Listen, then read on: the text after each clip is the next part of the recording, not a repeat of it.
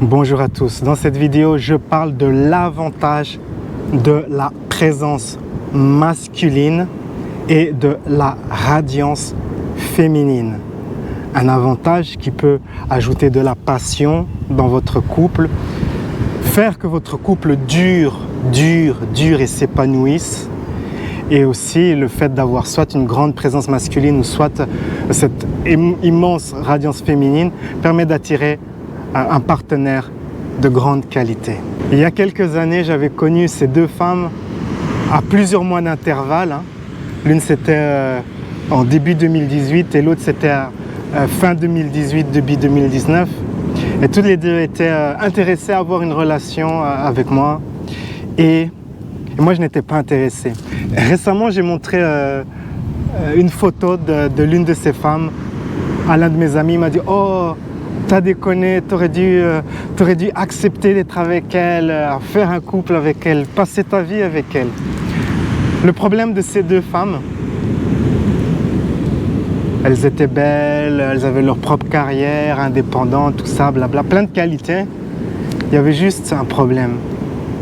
C'est que ces deux personnes manquaient de radiance féminine. De manière générale, les femmes occidentales, à partir d'un certain âge, ne cultivent pas leur radiance féminine et perdent progressivement leur radiance féminine.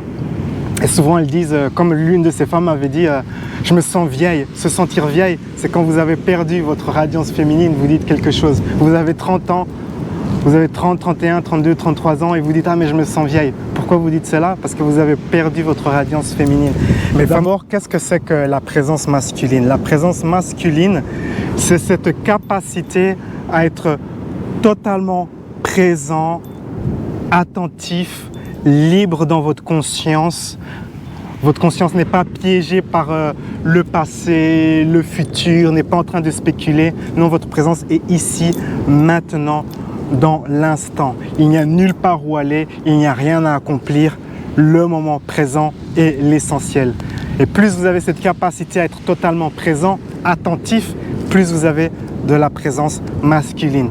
Qu'est-ce que c'est que la radiance féminine? C'est cette capacité à irradier de l'énergie féminine, d'inclure tout ce qui existe dans cette énergie, cette appréciation, être totalement à l'aise avec les énergies, tous les types d'énergie féminine. Et ce que vous voyez en Occident, c'est que c'est un environnement qui aura tendance à favoriser l'énergie masculine et à discriminer contre l'énergie féminine.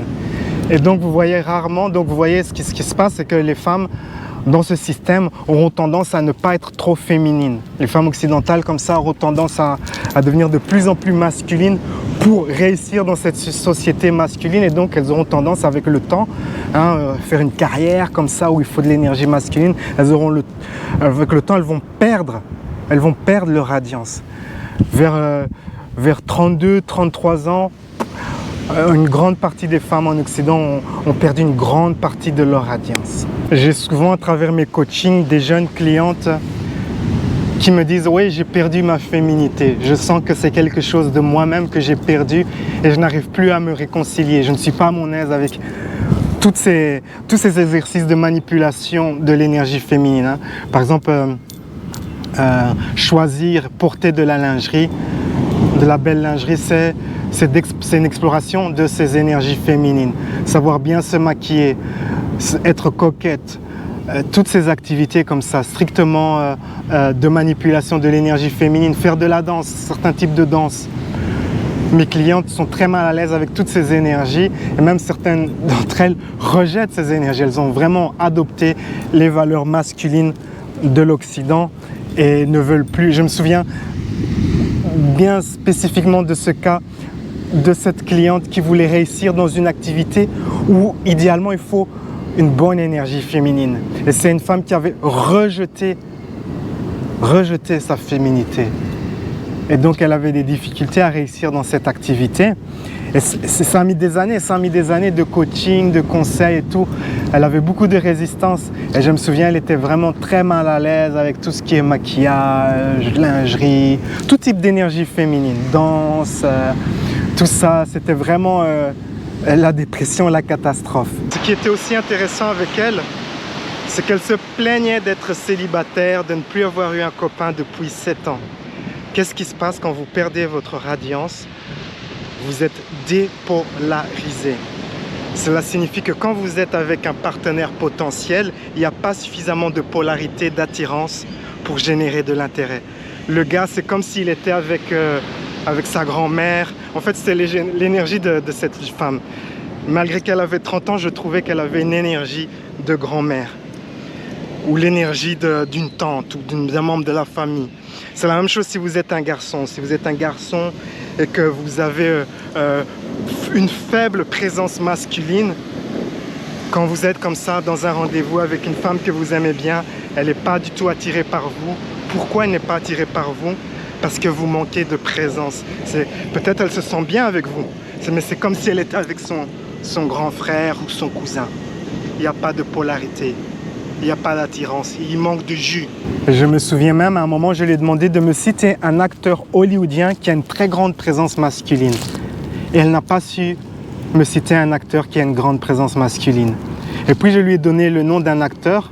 Et généralement, c'est un acteur qui est considéré très attirant par les femmes qui ont une grande radiance féminine.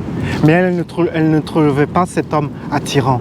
Pourquoi elle ne le trouvait pas attirant? Parce que cette femme a une grande énergie masculine. Et quand vous avez une grande énergie masculine, vous aurez tendance à être plus attiré par des hommes féminisés, genre un beau gosse ou un homme qui a un visage d'enfant, des caractères, des critères comme ça masculins.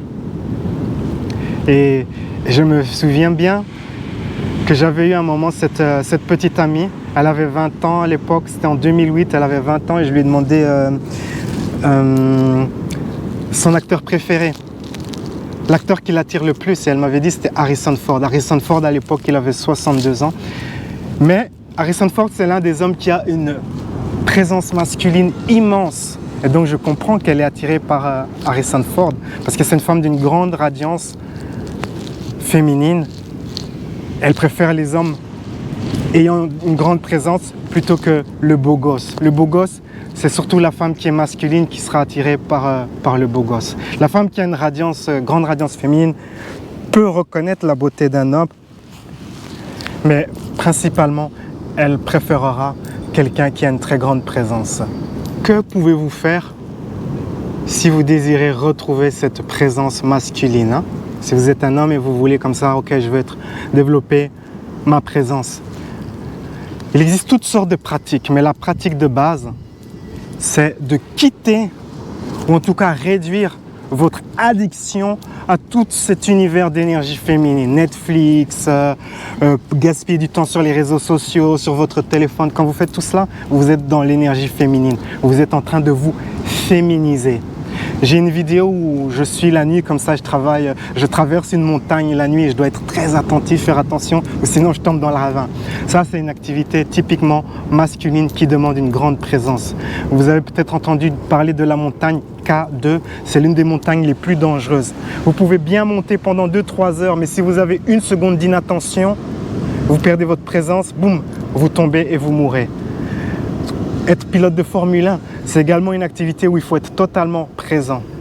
Mais il n'est pas nécessaire de devenir montagnard ou de pratiquer la Formule 1 pour développer votre présence. Vous pouvez... D'abord, je vous invite à regarder cette vidéo où je traverse cette montagne comme ça la nuit. C'est un bon exemple de pratiquer sa présence masculine. Mais quitter, réduire tout ce qui est... énergie féminine, passive, tout ce qui est comme ça, gaspiller votre temps, réseaux sociaux, Netflix, tout ça est une bonne chose et je vous encourage à adopter des activités plus masculines.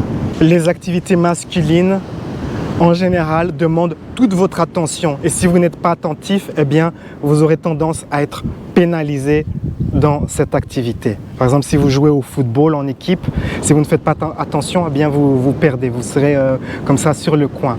Si vous jouez aux échecs, il faut être présent, attentif et ainsi de suite. Il y a plein d'activités masculines que vous pouvez pratiquer. Si vous êtes une femme et que vous aimeriez développer plus de radiance, eh bien la pratique de base, c'est de vous reconnecter, réconcilier avec toutes ces énergies peut-être que vous avez laissé tomber. Lingerie, maquillage. Je me souviens avec cette cliente, elle voulait absolument retrouver sa féminité. Elle avait totalement perdu toute féminité. Porter une jupe, c'était catastrophe. Porter une robe, c'était catastrophe.